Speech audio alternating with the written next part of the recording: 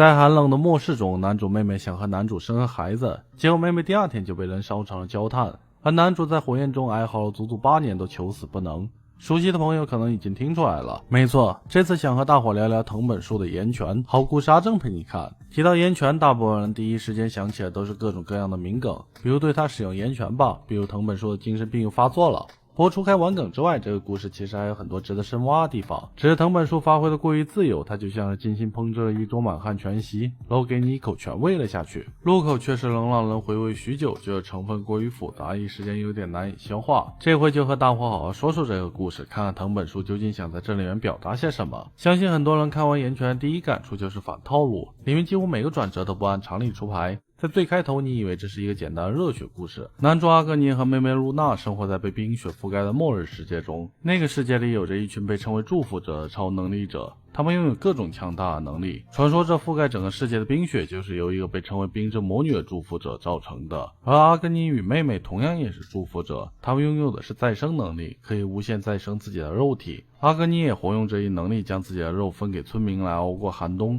他们的生活简单又朴素，嘴里的人肉香甜又可口，甚至妹妹都想和他一起生个孩子。可在第二天，这种相亲相爱的吃人日子突然就走到了头。有个名为德玛军官前来征收村里的物资，他来自一个叫贝西姆德鲁克的国家，打算集中战力去挑战冰之魔女，让世界恢复原样。可随即德玛就发现村中每家每户都囤着人肉，他以为住在这里的都是一群食人魔，失望让他转身离开，临走用火焰将整个村庄都燃烧殆尽。德玛也是祝福者，他的能力是永不熄灭的火焰，那火焰直到将对方彻底烧成焦炭之前绝不会熄灭。在那一片火光中，阿格尼拥有的一切都灰飞烟灭，只有阿格尼因为超强再生能力，肉体在不断破坏与再生中反复循环，那是永恒不灭的无间地狱。不过他也发现，只要有意识停止再生，就可以让自己死去。正当他庆幸可以结束痛苦的时候，同样因为火焰而即将化作焦炭的妹妹却在临死前对他说了3个字：活下去。这3个字成了束缚阿格尼一生的诅咒，死亡这个选项从阿格尼的人生中消失了，他不得不选择活下去，选择向德玛复仇。他在烈火中挣扎整整8年，终于勉强控制住了火焰，可以自由行动。阿格尼化身岩泉，向贝西姆德鲁克进发。这故事开头就有着浓浓的卡特片风格。如果你也喜欢岩泉的话，可以来上一套岩泉的实体漫画。现拼多多周年庆大促，特地准备1万套岩泉正版漫画给大家发福利，只要1块钱就有秒杀。都是东立出版社的台版正品，印刷质量过硬。藤本树的作品来上这么一套作为收藏也是相当不错的。我这边也争取到了1000份的粉丝福利，想入手的朋友只需点击视频下方或评论区置顶链接即可参与抢购，名额有限，反正试试也不花钱。有兴趣的小伙伴们赶紧试试看吧。回到故事中来，按照通常漫画的走向，肯定是阿格尼排除万难，终于杀死了德玛，复仇成功。可等他真的来到贝西姆德鲁克，整个故事却画风一转，变成了邪教片。德玛确实还在那里，但却变成一个颓丧的老头，甚至还对过去的行为懊悔不已，只想恳求阿格尼的原谅。原来贝西姆德鲁克是一个用邪教来洗脑民众的国家，他们把一个末日前的36电影明星编造成神明，把那个小明星拍的 B 级片当成圣典去膜拜，甚至连冰之魔女也不过是为了方便统治而编造出来的谎言，世上根本就没有冰之魔女，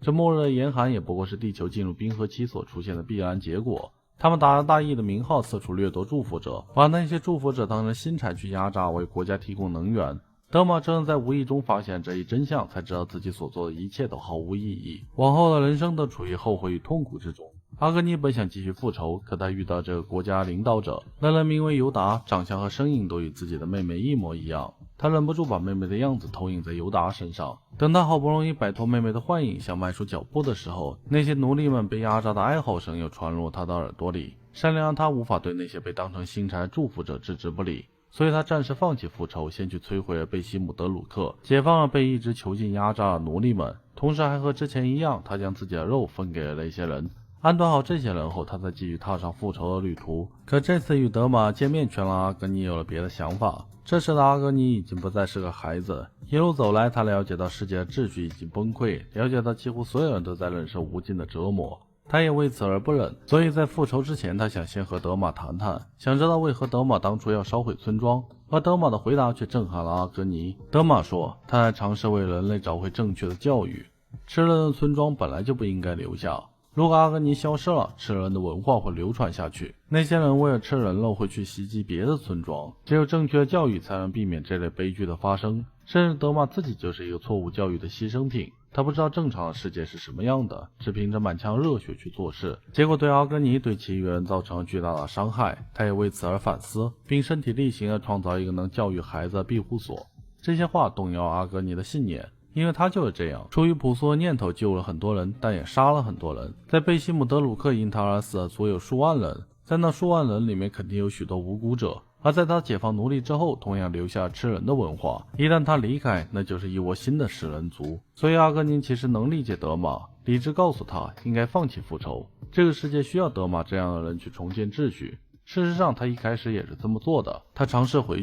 到那些需要他的人身边。然而就在他回去的路上，曾经痛苦的记忆止不住地翻涌出来，过去的亡灵从内心深处出现，并说出了那句名言，对他使用严拳吧。德玛告诉他，这个世界需要秩序，有了秩序，人们才能摆脱痛苦。可对于阿格尼来说，妹妹都不在了，还要秩序有鸟用。于是阿格尼化身岩泉，复仇继续开始。只是这样的复仇真的有带来什么吗？从岩泉状态恢复过来的阿格尼震惊地看着眼前被烧死的德玛，陷入了懊悔与空虚。而后面的剧情发展更是急转直下，当他回去后发现奴隶们成立了新的宗教，被他偶然救下的小男孩桑更是对阿格尼有种莫名的崇拜，将他当成神明去敬仰。旧神倒下，新神诞生，这一切都是那么的似曾相识，一切都如德玛所预言的那样。这样剧情不断颠覆又不断反转，看到后面你甚至会产生一种虚无感。复仇没有意义，德玛早已悔过，每日每夜都为自己所作所为去忏悔去赎罪。至于造成一切悲剧的始作俑者冰之魔女，她就从来都不曾存在过，只是一个虚构出来的假象。拯救没有意义，阿格尼费尽心思摧毁了邪教之国贝西姆德鲁克，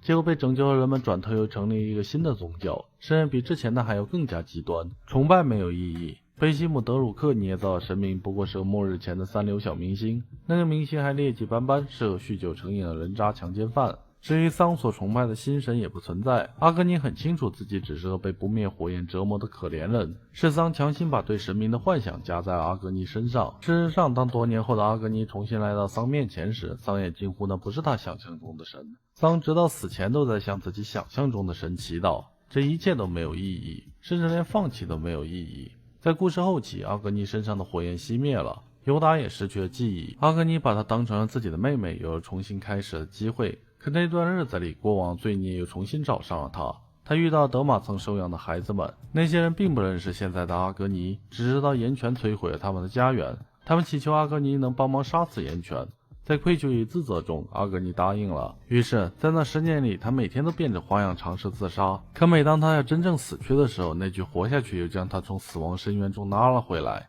阿格尼没办法忘记一切，像普通人一样活下去。他很想死，却偏偏活到最后。在最后结局中，连活着本身都失去了意义，因为他想保护的一切都不在了。尤达变成大树，通过吸收其他星球的能量来维持地球的生存。可在不知多少万年之后，地球都已经毁灭，只剩下阿格尼与尤达，他们也失去了记忆。阿格尼自称为桑，而尤达自称为露娜，他们得以真正重新开始。岩泉故事到这里就迎来了结尾，可这样的结尾估计会让所有人迷惑。这一通下来，我究竟看了个啥？好像啥都没有意义啊。事实上就是如此，藤本树就是想告诉你，一切都没有意义。只不过这种无意义倒也不是鼓吹虚无。还记得我很久以前在铁鼠之剑中曾聊到过佛学中无和空的概念吗？佛学特别讲究四大皆空，让人意识到功名利禄无非是过眼云烟，男欢女爱不过是红粉骷髅。很多人就因为这点很讨厌佛学，觉得佛学不过是在鼓吹虚无，讲述众生皆苦。可佛学的本意却并非如此，它是通过感受无和空来体现出有和真。正如人们在健康状态下是意识不到健康有多宝贵的，你只有剥离那些纷繁复杂的念头之后，才能看穿事物的本质。比如金钱其实就是个数字，但知道这点并不妨碍你去追求金钱的富足。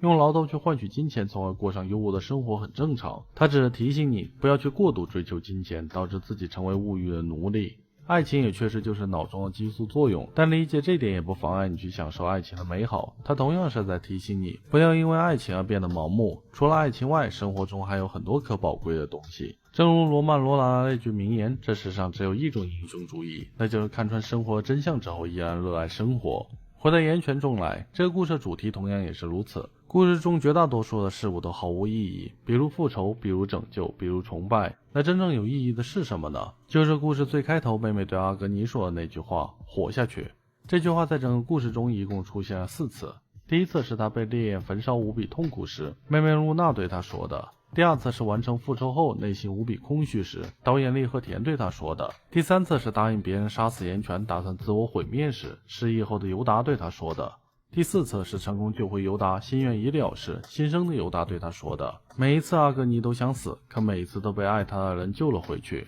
这句话对于阿格尼来说是诅咒，毕竟他绝望地认为活下去只有痛苦。可这句话同样也是祝福，因为接下来人生究竟是痛苦还是幸福，只有活下去才知道。而这也正是藤本树通过岩泉想要表达的。相信很多人都疑惑过，人生的意义究竟是什么？藤本树的回答是，不要问活下去的意义是什么，因为活下去本身就是意义所在。活下去，不要被那些乱七八糟的意义所绑架，你要做的仅仅是去好好体验你的人生，寻找自己的幸福。早上起床时可以感受下窗外亮起的第一缕阳光，外出散步时可以闻闻路边花草清香，与人交往时可以轻轻抚摸爱人的脸庞。如果你现在已经过得很幸福，那很好，相信以后遇到困难时回想起此刻的幸福，都能给你带来闯过难关的力量。如果你现在过得很不幸，那也没关系，等待时光流转，岁月变迁，多年之后再回头看看此刻的不幸，你会发现这些痛苦根本不算什么。就像故事最后的结局，经历那么多苦难的阿格尼与尤达最终化身桑与露娜，彻底摆脱了痛苦。这是藤本树对笔下角色的温柔，同时也是对观众们的祝福。